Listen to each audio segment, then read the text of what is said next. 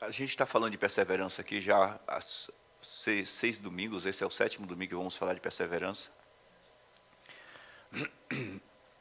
E a gente poderia pegar isso como um- uma informação como o conselho básico e a direção básica para caminharmos, para perseverarmos. Que seria olhar para Jesus, é o que a Bíblia convida. Isso poderia concluir, ser a base para tudo, resumir, na verdade, qualquer mensagem que possa ser pregada a respeito de um estilo de vida aqui na Terra. Seria estarmos olhando para Jesus, encontrando um modelo e o estilo de vida nele, olhando para ele simplesmente. Se nós olhássemos, fixássemos os olhos nele de fato, não é? E sempre atrelando os nossos comportamentos, isso aos nossos comportamentos, ou seja, a forma dele viver aos nossos comportamentos, as respostas que ele deu para o mundo, as respostas que ele deu para o sistema, as respostas que ele deu para as pessoas, nós não precisaríamos não, primeiro, que não sofreríamos tantos desgastes. Segundo, que não precisaríamos de tanta insistência para nos alinharmos com coisas, às vezes, que são muito simples. Nós sabemos que somos combatidos todos os dias por várias questões, somos combatidos por pessoas, pelos problemas das pessoas, pelos defeitos das pessoas, não é, pelos hábitos errados das pessoas, porque são duas coisas diferentes, eu entendo como duas coisas diferentes, talvez alguém possa ver como sendo a mesma coisa, hábitos errados e defeitos. Na minha cabeça, defeitos são coisas que as pessoas fazem sabendo que não é certo, mas elas continuam fazendo, só para machucar as pessoas. E hábitos errados são coisas que as pessoas acreditam que é certo, só que ela desenvolveu como hábito e está errado, até que ela seja iluminada, é apenas um hábito, e ela, por fim, vai ser corrigida. Não é? E tudo isso acaba nos influenciando e tentando, atrapalhando, né? Tentando influenciar nossa caminhada com Jesus. Nós precisamos, então, dessa insistência contínua para a gente aprender, para a gente absorver, e vai ouvindo, e você absorve hoje 10%, amanhã 10%, e depois 10%, até que você consiga compreender determinada coisa. Mas tem um conselho básico para vocês, não é? Talvez vocês não consigam ler a Bíblia inteira, ou não tenham conseguido em toda a carreira cristã de vocês, ou talvez não consigam até o fim da vida de vocês, porque não foi perseverante o suficiente para começar em Gênesis e terminar em Apocalipse.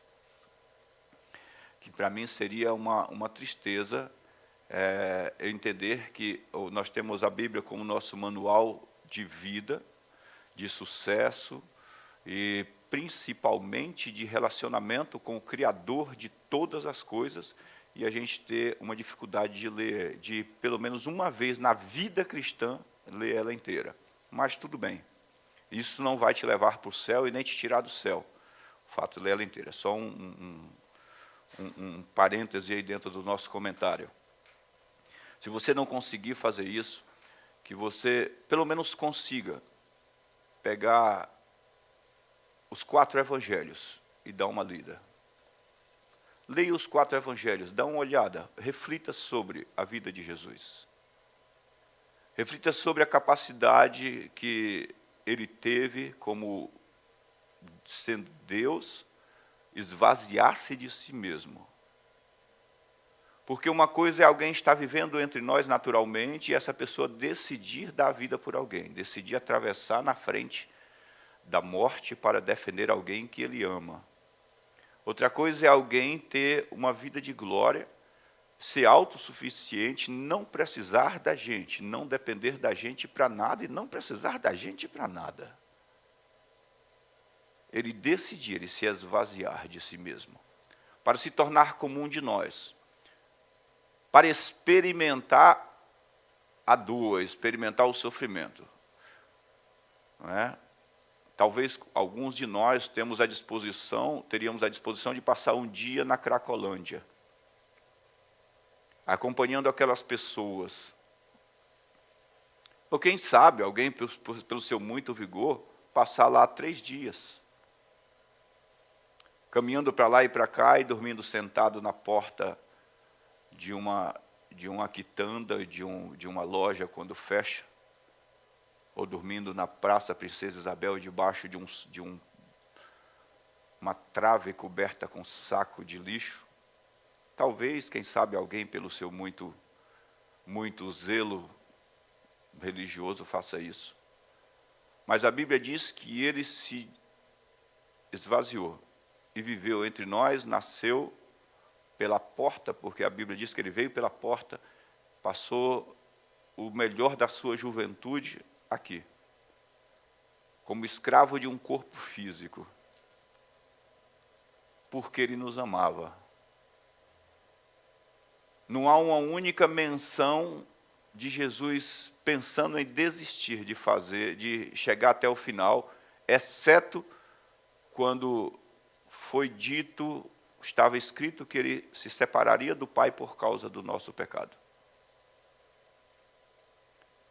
Foi a única oração que ele fez, que se for possível, passa de mim esse cálice. No entanto, ele abriu mão da própria vontade e disse, eu quero que faça a tua. Ele foi até o final. Ele não desistiu. Talvez você esteja pensando em desistir de alguma coisa, da sua carreira, da sua vida, dos teus sonhos, do seu casamento, vocês que estão em casa, do seu casamento, sei lá, dos seus pais. E desistir de estudar. Eu quero que você pense nisso. Quero que você pense que Jesus não desistiu de você. Ele não desistiu, ele não parou no caminho. Nenhuma encruzilhada da vida, colocou Jesus em trincheira, sem saber para onde ele ia. E essa é a força que nos impulsiona. Não é? Porque às vezes a gente pensa que a gente está caminhando pela nossa própria força. E a força que nos impulsiona é essa força que operava através de Jesus e em Jesus. É o poder desse Espírito, é o que te faz continuar. É por isso que a gente tem falado aqui, outro dia, na quarta-feira, sem ser essa agora, a outra, eu fiquei, tá até dando saltos aqui, feito pipoca, bravo, porque a gente estamos como aqueles meninos que Jesus disse que uns cantam, outros dançam, e, no entanto, a mensagem se torna como uma música suave nos ouvidos. Não é? E não como algo que é real, que é verdadeiro, que produz aquilo que a gente espera. Nós fomos treinados para ter sucesso. Presta atenção, nós somos criados para ter sucesso. Você é um sucesso, sua vida é um sucesso. 30 milhões de espermatozoides, mais ou menos 30 milhões de espermatozoides foram liberados. 30 milhões de concorrentes seus foram liberados num ato sexual, numa concorrência para chegar na frente, você ganhou. Desde lá, porque você foi criado para ter sucesso, o teu corpo entende sucesso, entende vitória.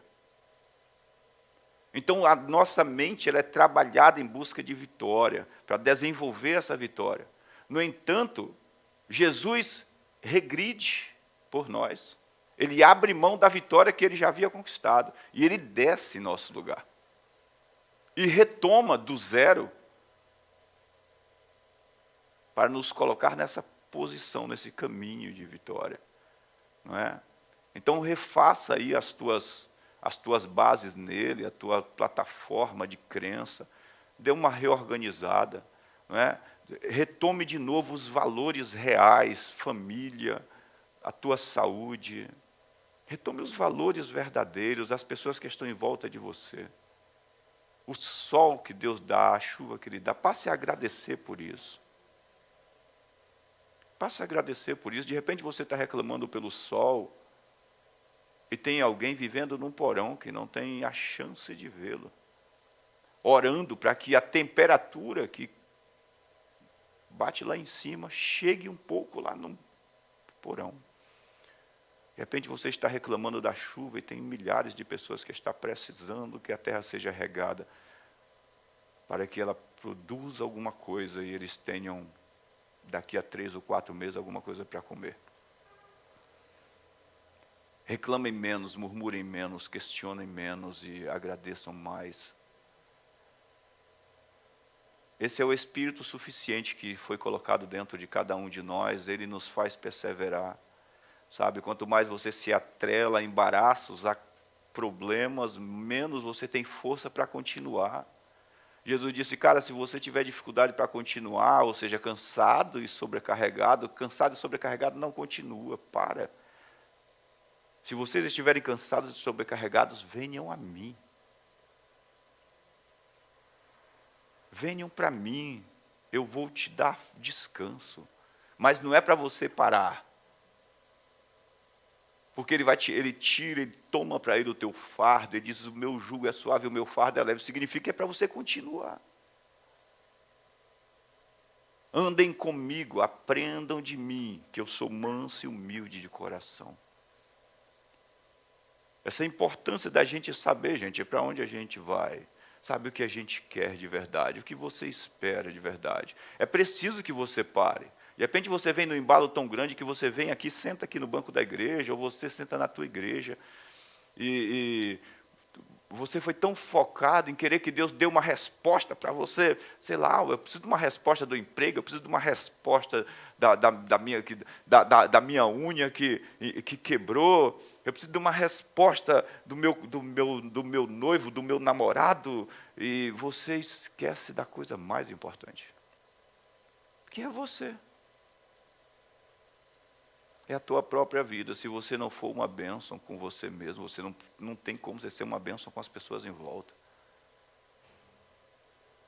O próprio princípio da lei, que era lá em rochas, em pedras, diz assim, não dá para você amar o teu próximo sem amar a si mesmo. Portanto, ame o teu próximo como você ama a si mesmo. Jesus morreu por todos nós e por cada um de nós individualmente. É bom que a gente tenha isso, porque a gente vai falando de perseverança e eu fico pensando, sabe? Senhor, como a gente pode colocar alguma coisa no coração da igreja, das pessoas, para que elas não desistam? Para que elas continuem no sonho. Sabe, gente, os nossos sentimentos, eles são bons demais quando eles são guiados pela palavra.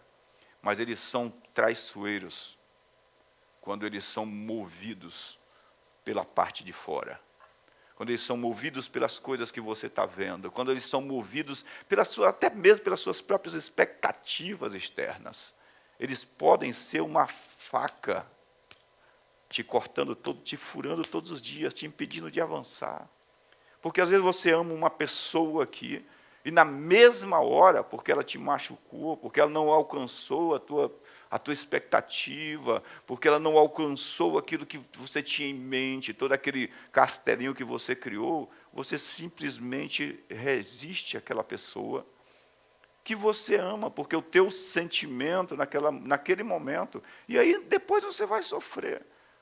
Às vezes você tem um projeto que é preciso dar um tempo, cara, e você, por causa do sentimento, você não desenvolve aquele projeto, fica preso. Jesus disse, não se apoie no teu próprio pensamento, na tua própria mente, não se apoie. Ele disse, confia no Senhor de todo o teu coração, de toda a tua alma, de todas as tuas forças, com todas as tuas forças. É importante que a gente tenha isso, gente, porque as pessoas estão precisando disso, as pessoas em volta de você, de mim, estão precisando disso, de pessoas que nunca desistem. De pessoas que nunca desistem. Estão entendendo? Entendam isso aí que é para a gente. Eu peguei aqui, falando sobre a perseverança da fé, insistindo na oração. É uma meio redundância, porque eu poderia usar também perseverando na oração, mas essa parte de insistindo aí, para a gente comentar alguma coisa, vou ser bem breve, não é? E a oração com fé é um mover do Espírito que reconhece a necessidade de uma intervenção divina.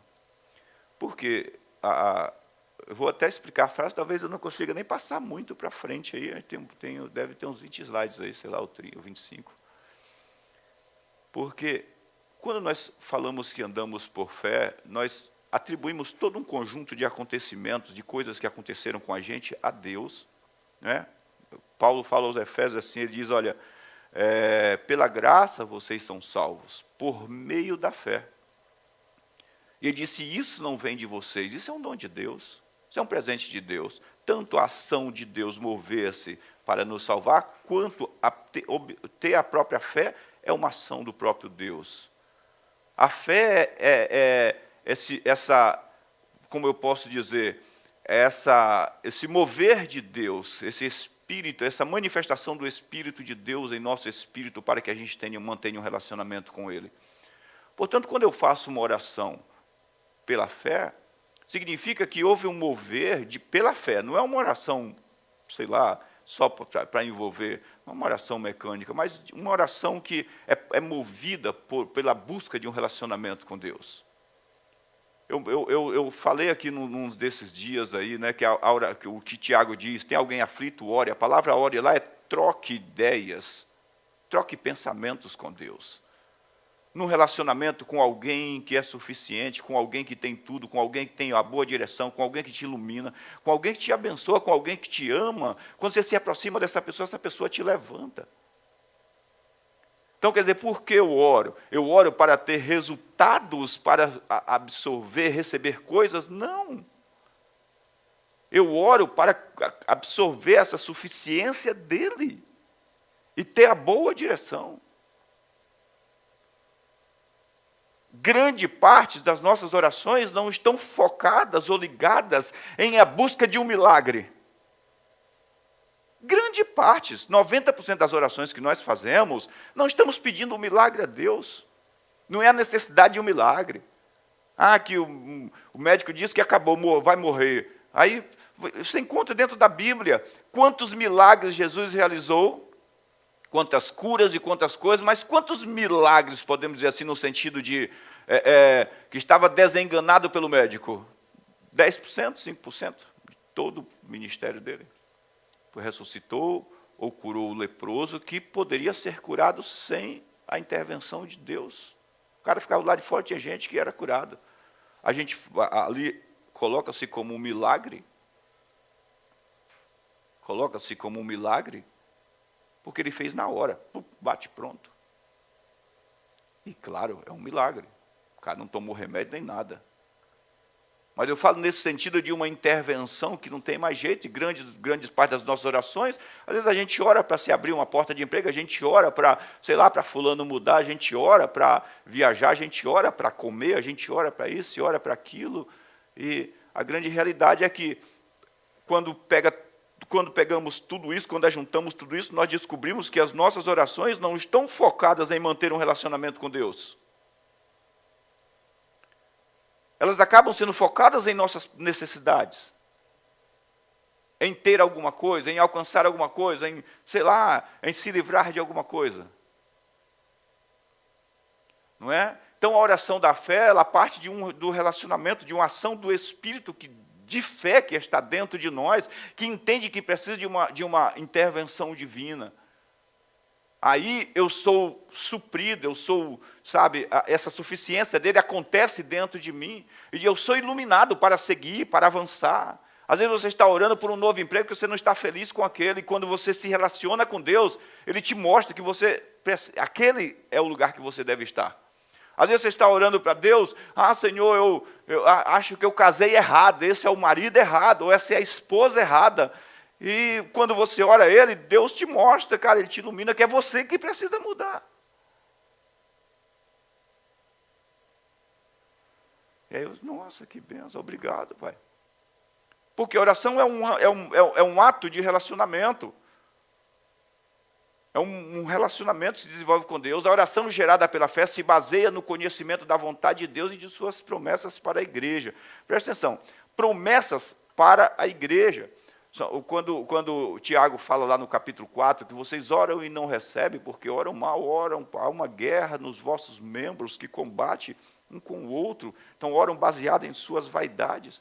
Cara, promessas para a igreja, se você é a igreja, Ele já liberou essas coisas, é só você continuar. É só você continuar, só manifestando quem Ele é, no relacionamento com Ele, tudo vem, tudo acontece. Diga graças a Deus por isso. É importante isso. Então, mas quando aí tem situações que nós oramos, mas não conhecemos, será que Deus quer isso? Será que Deus não quer isso? Quando nós entendemos as promessas de Deus para a igreja, ele disse, as portas do inferno não prevalecerão contra a minha igreja. Então, qualquer coisa que vem do inferno, e eu entendo que não é a vontade de Deus para a igreja, e eu faço parte, sou membro desta igreja, desse corpo, cara, aí eu me posiciono, mas me posiciono como Deus se posiciona. Por isso que a oração pela fé, ela é um posicionamento de Deus como Deus se posiciona. Por isso que quando a Bíblia fala que oração é uma troca de ideias, num relacionamento onde eu troco pensamentos, eu abro mão do meu pensamento meramente humano, covarde, medroso e inquieto, e recebo o pensamento dele vitorioso, que garante um avanço. Olha só, Isaac orou ao Senhor em favor de sua mulher, porquanto era estéril. O Senhor respondeu sua oração, e Rebeca, sua mulher, engravidou. Né? Aqui tem, o restante ali é uma frase. Por que Isaac orou a Deus? Pastor, mas Isaac, a mulher estéril, Isaac sabia que ela tinha que ter filhos? Eu não precisaria responder essa pergunta, mas às vezes tem pergunta que as pessoas fazem. Né? Será que não era a vontade de Deus que ela fosse estéril? Tem pergunta que as pessoas fazem. Então, para começar, sem olhar aí para a vida de Isaac, alguém acha aqui que é a vontade de Deus que uma mulher nasça estéril? Não reconheceria esse pensamento em Deus. Mas aí, falando de Isaac toma base, ele coloca a plataforma da oração dele, porque a palavra ali, olha, e orou Isaac ao Senhor em favor de sua mulher. Tem uma tradução que eu gosto, que eu acho que é RC, que diz assim, ele orou fervorosamente, ou insistentemente. Se eu não me engano, é RC que diz. Por quê?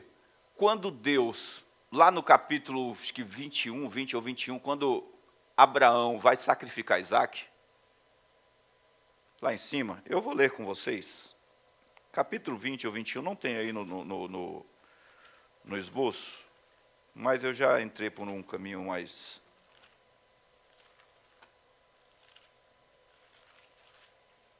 Lá no sacrifício, é o 22? Isso aí, estou ouvindo aqui.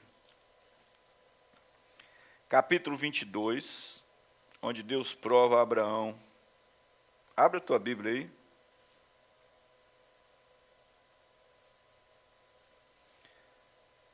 Alguém ouviu aí? Ou abriu aí, chegou aí? Capítulo 22, aqui Isaac está, eu vou ler a partir do verso 7, diz assim, quando Isaac disse a Abraão, seu pai, meu pai, respondeu Abraão, eis-me aqui, filho. Ele diz, aqui está o fogo, a lenha, mas onde está o cordeiro para o holocausto? Nesse momento eles estão deixando os servos para trás, e agora eles estão indo para o lugar do sacrifício. A partir daqui, está só Abraão e Isaac, os dois juntos, subindo o monte. Lá em cima, né, o verso 11.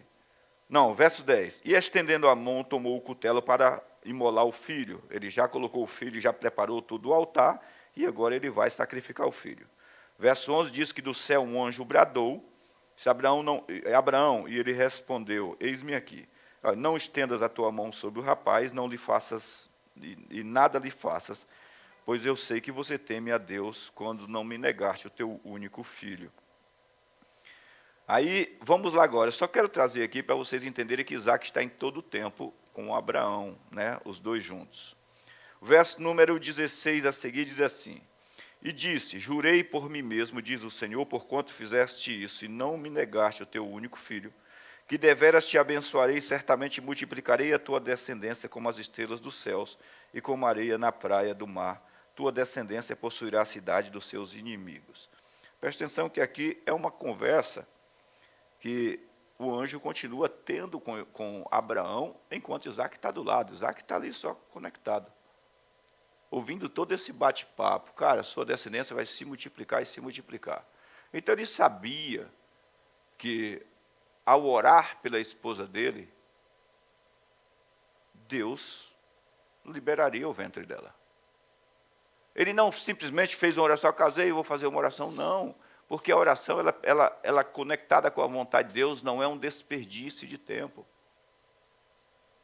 É trazer a manifestação daquilo que Deus quer para a minha vida, para que isso faça parte da minha vida. E o propósito de Deus aconteça, continue. É apenas uma cooperação da continuidade do propósito de Deus. Nós somos cooperadores de Deus. Ou seja, por meio do ventre de Sara, de Rebeca, Deus, Deus passa o bastão. É de você, não me negaste o teu único filho, para começar. Aí, em seguida, tua descendência será incontável. Não me negaste o teu único filho. Ele mostra que ele considerou só Isaac, embora tivesse Ismael. Segundo, da tua descendência vai sair uma grande nação. O cara mais para frente se casa, opa, minha esposa vai gerar. Não tem conversa. E aí a Bíblia diz que ele ora insistentemente a Deus, para Deus abrir o ventre da esposa dele, e Deus abre o ventre da esposa dele. Orar e responder partem do mesmo verbo, porque são movidos pelo mesmo Espírito. Só quero voltar ali o verso 21. Não é? Aqui, Isaac orou ao Senhor. Essa palavra orou aqui. Ela reflete. Essa palavra orou, legal, Henrique. Ali, Essa palavra orou e... Cadê? Respondeu, Henrique. E o Senhor respondeu. Aí, é a mesma palavra, atar. É a mesma, do mesmo verbo hebraico. Olha só, Isaac orou e o Senhor respondeu. Se você vai ver lá no original, não são dois verbos diferentes. Por quê? Parte da mesma fonte. Porque a oração da fé, ela é uma ação do Espírito de Deus com o teu espírito. É o Espírito de Deus movendo o teu espírito para algo que já é uma realidade para a tua vida. Você nunca, jamais vai conseguir uma realização da parte de Deus que Ele não tenha te prometido. E se Ele prometeu, já é. Estão entendendo?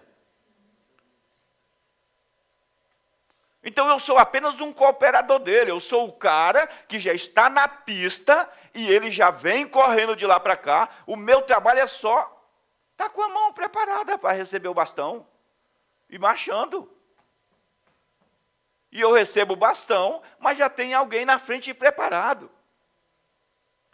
Por que então eu devo perseverar? Porque eu compreendo esse princípio. Eu entendi a vontade de Deus, então não é nada produzido pela minha força, mas é um projeto de Deus que Ele preparou antes da minha existência, me colocou na jogada, e eu agora coopero com Ele para o desenvolvimento desse projeto. Então Isaac entendeu isso. Tem uma promessa para meu pai, que vai dele sair grande descendência, uma multidão de pessoas, que eu sou um cooperador dessa multidão, a minha esposa é um presente de Deus, portanto, tem que passar pelo ventre dela. E quando ele ora, então nós entendemos aqui, que orou e respondeu, parte do mesmo verbo, que é o verbo atar lá, o verbo hebraico. 2 Samuel 21:14, novamente nós encontramos o mesmo verbo. Depois disso, Deus respondeu às orações em favor da terra de Israel. Eu peguei aqui só essa parte do verso. Depois disso o quê? A Bíblia diz que veio depois, Davi assumiu. Daí a pouco desencadeia uma fome dentro de Israel, 3 anos e meio de fome, de seca, que nada gerava. E Davi entrou em crise. Cara, acabei de assumir, foi tipo assim, o Bolsonaro assumiu, veio a pandemia, né? Nossa! 3 anos e meio, acabei de assumir, e vem essa desgraça dessa fome na terra. Então Davi orou a Deus. O que está acontecendo? Não é? Orou para abençoar a terra e as coisas acontecerem, nada acontecia, oferecia um sacrifício, nada acontecia. Então Deus falou para Davi, cara, está acontecendo isso porque Saul, pelo zelo, ele matou os midianitas que Josué havia feito aliança. Josué prometeu a eles que não os mataria, que protegeria eles para sempre. E Saul, quando entrou, matou os caras. E agora, infelizmente, está aí o fruto disso. O que é que eu faço? Aí ele recebeu toda a instrução para o que ele tinha que fazer, pegar 7 descendentes de Saul e tal, e entregar para o povo lá, para os midianitas fazerem o que quiserem. Poderia escravizar os caras, poderia fazer o que quiserem. Os caras fizeram lá uma atrocidade, pendurou os caras, matou e pendurou todo mundo lá numa estaca, né? Aí depois que terminou todo esse trabalho, Davi agora procurou onde estavam os ossos de Saul e os ossos de Jonatas, tirou de onde estava, trouxe, sepultou junto aos pais dele. Aí agora, enquadrou tudo na palavra de Deus. Depois disso, Deus respondeu às orações em favor da terra de Israel. Depois de enquadrar na vontade de Deus o que eles esperavam, aconteceu. Assim que eles enquadraram na vontade de Deus o que eles esperavam, veio à tona. Davi estava orando. Quem estava orando? O homem segundo o coração de Deus. O cara que vestiu a roupa de sacerdote e perguntou a Deus, e na mesma hora Deus disse, vai, persegue os teus inimigos que eu vou dar. Ele sofreu uma seca de 3 anos e meio sem resposta. Quando Deus falou com ele foi lá e enquadrou-se com a vontade de Deus, ou seja, um cooperador de Deus. Nós não alteramos projeto de Deus. Nós não alteramos vontade de Deus. Nós estabelecemos, nós cooperamos para que o caminho seja aberto. Quando eu morava lá na Bahia, na minha cidade, uma vez, acampou-se lá, alugou várias casas em volta, acho que um batalhão de homens, tinha uns, 70, 80 homens trabalhando. E eles alugaram umas casas em volta, assim, perto da minha casa, e a gente, era uma molecada danada, ia todo mundo para lá bagunçar com eles. E eles foram instalar essas torres de alta tensão. Aí eles chegaram a acampar e ficaram uma semana lá. Enquanto eles estavam ali, sem sair para trabalhar, um helicóptero passava por cima da cidade e sumia lá por cima da floresta e ia embora. Depois de uma semana, eles saíram para trabalhar. Poucos dias depois, a gente olhava pelo mesmo lugar que o helicóptero passou. Os caras abriram aquela vereda no meio da floresta e a equipe vinha atrás montando as torres de alta tensão. Aqueles caras ficaram esperando os engenheiros estabelecerem a direção, o caminho, a árvore que ia derrubar, por onde as torres iriam passar, os fios de alta tensão iriam passar. Eles ficaram só aguardando. Quando eles entraram, eles já sabiam até a árvore que iria cortar, onde as máquinas iriam entrar. É essa nossa missão aqui. Nós não mudamos. Olha a oração de Jesus. Olha, Pai, se for possível, passa de mim esse cálice, mas que todavia não se faça a minha vontade, mas a tua vontade. É a tua vontade que está estabelecida antes da fundação do mundo, é ela que vai se cumprir. Então, quando eu entendo a vontade de Deus, a minha oração é certeza que ela funciona. Porque as pessoas fazem orações momentâneas, né? Eu ouvi outro dia o pastor Luciano Subirá pregando, ele falando sobre o guepardo, aquele que maior velocidade, o animal que corre mais. Guepardo, chega a 112 km por hora. Não é? E ele comentando o que ele leu no livro, o cara falando sobre o guepardo, que o guepardo ele chega a 112 km por hora, então nenhuma caça, nenhuma presa é capaz de escapar pela velocidade. Então, quando ele parte atrás da presa, não é? Ele precisa pegar a presa no primeiro golpe. Porque se ele não alcançar a presa, se ele não pegar a presa no primeiro golpe, se porventura a presa conseguir dar um drible nele no primeiro golpe, escapou. Porque ele não tem mais energia para continuar atrás da presa, porque ele tem um coração pequeno. Não é suficiente para drenar sangue, para que ele novamente retome a velocidade. E às vezes a gente é dessa forma, por não conhecer a vontade de Deus, nós fazemos aquela oração, aí não funciona, não funcionou de imediato, a gente já não tem energia, porque a energia que nos faz prosseguir é a ação do Espírito de Deus dentro de cada um de nós. E o que o Espírito testifica da palavra. Então o Espírito só vai te energizar para continuar se você compreende qual é a vontade de Deus. Você vai estar orando, você imagine se Jesus dissesse assim, para aquele leproso, ele chega para Jesus e diz assim, ele diz assim, olha, se o Senhor quiser, pode me curar. Imagine que Jesus tivesse dito, cara, não quero não. Ele ia voltar para casa tranquilo, cara. Leproso, não, tudo bem, então desculpa por ter tirado as ataduras para o Senhor ver, e das minhas mãos, e ir embora. Porque ele não conhecia a vontade. Por que então as pessoas param de perseverar, elas não insistem, não continuam? Por falta desse conhecimento do que Deus quer e do que Deus não quer, e nós vemos hoje essa mistura terrível de gente na lei, que é vontade de Deus, que o ser humano, aí vai lá a lei, interpreta tudo errado, sabe, a Bíblia, Deus dizendo, eu mandei, aí o cara lá, Deus disse que mandou, então ele mandou para mim também, porque eu fiz o mesmo erro que aquele povo cometeu. Né? É verdade. A pessoa se coloca lá, ao invés de trazer para a nova aliança, ele fica preso lá, e eu mandei, Deus fez, está vendo? Acabou. Por falta de conhecimento, ela simplesmente se rende. E o resultado é que a gente fica com aquele jogo, onde aquele que pega o bastão, dá 2 passos e abandona o bastão, aí o cara que está lá na frente esperando não recebe.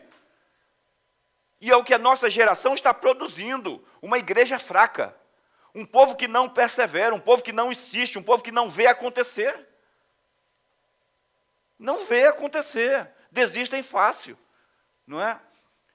1 João 5,14, esta é a confiança que temos ao nos aproximarmos de Deus. Se pedirmos alguma coisa de acordo com a sua vontade, essa é a Bíblia NVI, Ele nos ouve. Então veja aí, a perseverança em oração parte de onde compreendemos qual a definição de Deus a respeito do que esperamos. Não adianta eu ficar inventando uma moda e criar um quadrado e dizer, Deus, eu quero que o Senhor se enquadre nesse quadrado. Não adianta, é o contrário. Eu descubro o quadrado de Deus, ou o retângulo, ou o losango, ou seja o que for. Eu digo, Senhor, agora eu vou me enquadrar aqui, ó, nesse seu desenho. Quando eu me enquadro nesse desenho, sabe quando você fica tentando medir ali de acordo com a luz, e você zerou ali, pum, na hora.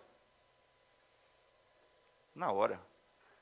Todas as vezes, hoje os celulares modernos, né, que você vai tirar uma foto com o celular, você fica ali, se você ficar mexendo, alguns deles, se você ficar mexendo, ele não consegue focar. Se você tocar o dedo e tirar a foto, a pessoa fica desfocada, a pessoa fica feio. Né? Embora tem gente que, não importa o quanto você enquadre,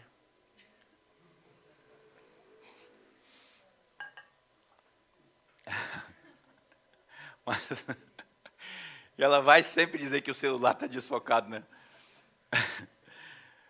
Mas se você parou ali, apontou o celular, no momento em que enquadrou ali, você pode apertar o dedo, fica perfeito. Né, Jeff? Né?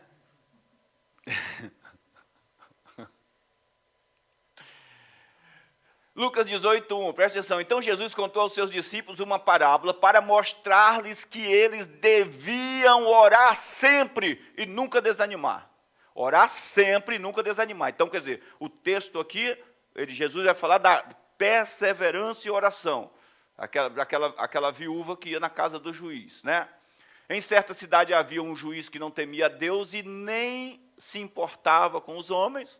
Havia também naquela cidade uma viúva que se dirigia continuamente a ele, suplicando-lhe: faze-me justiça contra o meu adversário. Por algum tempo ele se recusou, mas finalmente disse a si mesmo: embora eu não tema a Deus e nem me importe com os homens, esta viúva está me aborrecendo. Vou fazer-lhe justiça para que ela não venha me importunar. E o Senhor continuou: ouçam o que diz o juiz injusto. Acaso Deus não fará justiça aos seus escolhidos que clamam a Ele dia e noite? Continuará fazendo-os esperar? Presta atenção aqui, gente. Primeiro, existe alguma justiça que fale, que tenha voz diante de Deus, senão a que foi realizada por meio do sangue de Jesus? Não existe.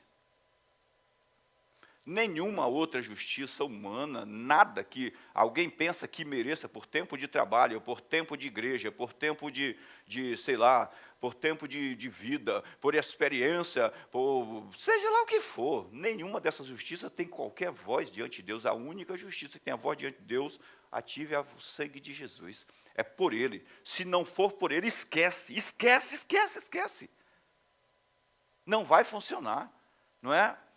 Ele disse: eu lhes digo, não é? Eu lhes digo, ele lhes fará justiça e depressa. Contudo, quando o Filho do Homem vier, encontrará fé na terra? Gente, tem uma tradução que diz assim: encontrará alguém como essa viúva? Então, o original é encontrará fé na terra. Não é? É só para você, às vezes você tem na sua Bíblia, para você colocar aí: encontrará fé na terra. Né? Veja aí que é o mesmo verbo usado nos dois casos, que é ekidikel, reivindicar ou vingar.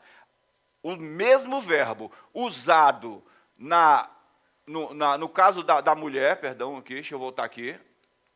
Cadê como eu faço? Vou subir. Pronto. Uma viúva que dizia continuamente dizendo: faze-me justiça. Faze-me justiça. Agora eu vou continuar. Vou fazer-lhe justiça.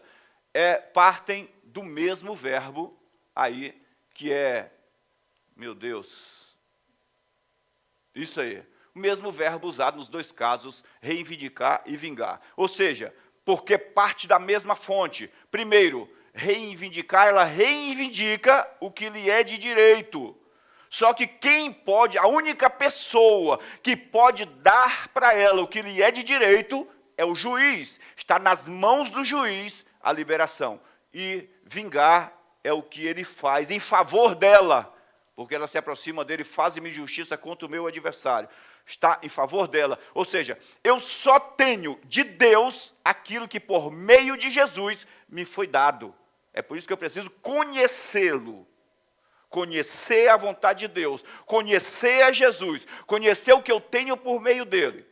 Quando o pastor Cássio ministrou a ceia aqui, ele falando sobre memória. O que é memória? O que é trazer memória?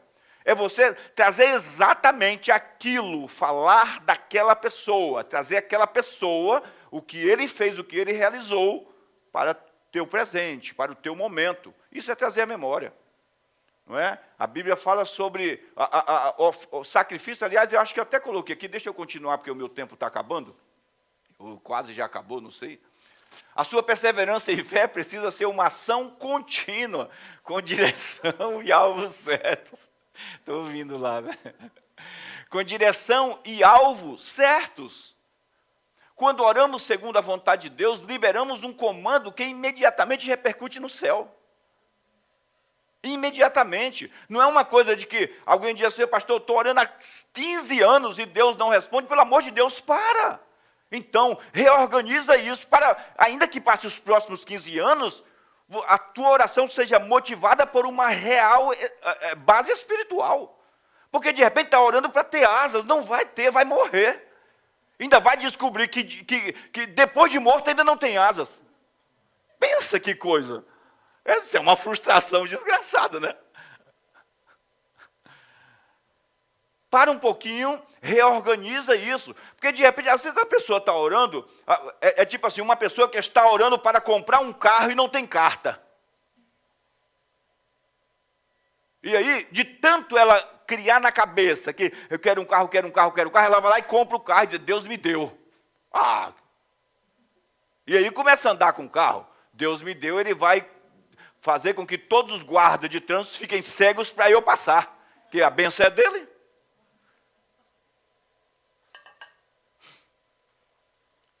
Paulo diz que a gente deve estar sujeito às leis, né? Oramos segundo a vontade de Deus, liberamos um comando que imediatamente repercute no céu, imediatamente, não é? Salmo 103, 20, assim, bendiga ao Senhor vocês, seus anjos poderosos, que obedecem o quê? Aí, gente, você quer que ter um exército em teu favor, trabalhando em teu favor? Entenda isso, gaste um tempo se relacionando com a palavra de Deus, com o Espírito Santo, e você vai ver. É você falar e as coisas, é você pensar, vai ter coisas que você vai pensar, dizer, nossa, hoje eu estava, caramba, querendo ir numa churrascaria. E alguém liga, cara, eu estava indo para a churrascaria sozinho, não quer ir comigo não? Para você ficar tomando conta do carro, porque é perigoso roubar.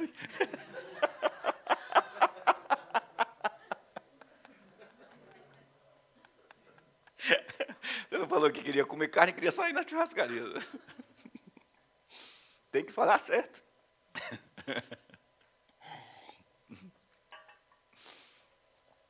A sua oração é uma troca de pensamentos com Deus. Enquanto você ora, o que Ele pensa é esclarecido e fortalecido em seu coração. E o que você teme é enfraquecido e dissipado da sua vida. Todas as vezes. Por que eu devo perseverar? Cara, porque eu tenho eu fortaleço, estruturo um relacionamento com o meu Pai. Salmo 34, 4. Busquei o Senhor e Ele me respondeu. Livrou-me de todos os meus temores. Isso é maravilhoso. Você sabe disso, cara. Entrou, mergulhou nele, Ele vai liberar. Enquanto você ora, mantenha a palavra se movendo em teu favor, quanto ao que você espera. Enquanto você ora. Temos aí a oração de Daniel, lá no capítulo 10, Daniel 10, 12, o anjo diz assim, no dia em que você aplicou o seu coração em buscar ao Senhor, no mesmo dia eu saí de lá. No mesmo dia em que você aplicou o seu coração. Isso é demais. Ele disse que demorou por 3 semanas, ele não comeu coisas agradáveis, aquele tipo de... Ficou só ali no legume, né? O pessoal diz, olha, estou fazendo o jejum de Daniel, jejum de 21 dias. Daniel nunca disse que iria fazer um jejum de 21 dias. Não está escrito em lugar nenhum que Daniel pôs um propósito, vou fazer um jejum de 21 dias até Deus me responder. Conversa. Ele ficou por 3 semanas. Se demorasse 4 para a resposta vir, ele ficaria 4. Se demorasse 5, ele ficaria 5. A resposta veio depois de 3 semanas. Ou se manifestou, porque a saída do anjo foi no mesmo dia. Quando o anjo chegou e disse, no dia em que você aplicou o teu coração, eu saí de lá. No mesmo dia. Não é? Quando você ora, você mantém a palavra movendo-se em seu favor. Atos 10, 1, havia em Cesareia um homem chamado Cornélio, centurião do regime, conhecido como italiano. Ele e toda a sua família eram piedosos, temente a Deus, dava muitas esmolas ao povo e continuamente. Certo dia, por volta das 3 horas da tarde, ele teve uma visão, viu claramente um anjo de Deus que se aproximava dele e dizia, Cornélio. E ele, atemorizado, olhou para o anjo e perguntou, o que é, Senhor? O anjo respondeu, suas orações e esmolas subiram como oferta memorial diante de Deus. Cornélio respondeu, há 4 dias, né? Aqui, perdão, gente, deixa eu voltar aqui e explicar. Aí, lá o anjo manda ele buscar Pedro e tal, e ele busca Pedro, e quando Pedro chega, ele vai contar o que estava acontecendo. Olha lá como ele conta. Ó. Ele diz, há 4 dias em minha casa eu estava orando, a essa hora. Quando você ora, as brasas no seu coração são agitadas e passam a queimar o sacrifício de adoração a Deus pela provisão enviada. É por isso que a Bíblia diz que a nossa oração tem que ser acompanhada de gratidão, ações de graças. Porque é um relacionamento. Imagine que você está orando, às vezes, sabe o que é que passa na cabeça da gente? Quando a gente está orando, está escrevendo uma carta para um Deus que está longe. Depois que a gente termina de orar, o anjo vem, recolhe a carta, e aí leva a carta, e passa pelo correio, passa pelo Mercado Livre, passa pelo OLX, passa pelo não sei aonde, aí chega nas mãos de Deus, aí vai entrar na fila. Aí agora na fila Deus vai olhando uma por uma. Não, quando você está orando, você está falando com o próprio Deus. Por isso que a Bíblia diz, é com ações de graças. Diga graças a Deus por isso. Desperta por meio da oração o dom da fé que há em ti e se prepare para a reviravolta que o Espírito Santo fará em sua vida. Prepare mesmo. Vamos fechar aqui com Jeremias. Eu sei os pensamentos que tenho a respeito de vocês. São pensamentos de paz e não de mal para vos dar o fim que vocês desejam. 12. Então vocês me invocarão e passarão a orar a mim e eu os ouvirei. Buscar-me-eis e me achareis quando me buscar de todo o vosso coração. E serei achado de vocês, diz o Senhor, e farei mudar a vossa sorte. Que Deus possa continuar falando, te orientando e mostrando o quanto é importante você perseverar em oração, ter uma vida de relacionamento com Deus através da oração. Você sabe que nós temos as pessoas que se esfriam no dia a dia, que enfrentam combates, a primeira coisa que enfrentam combates e se esfriam, a primeira coisa que é tirada delas não é a leitura da Bíblia. Porque muita coisa que você ouviu e já lia na Bíblia está na tua mente. É a vida de oração. Te afasta de uma vida de oração, por quê? A Bíblia diz que aquele que ora em línguas fala direto com Deus. Então pense aí, quem é que quer, quando um pai ou uma mãe não quer um filho influenciado por alguém, o que é que ele faz? Afasta esse menino desse alguém. Acabou, afasta. Quem é que quer uma pessoa andando com Deus? Quem é que quer uma pessoa se assentando e conversando com Deus? Somente Deus e aqueles que são dele. Porque o inferno de fora, você está maluco? Sai, se afasta desse cara, esse cara vai te influenciar.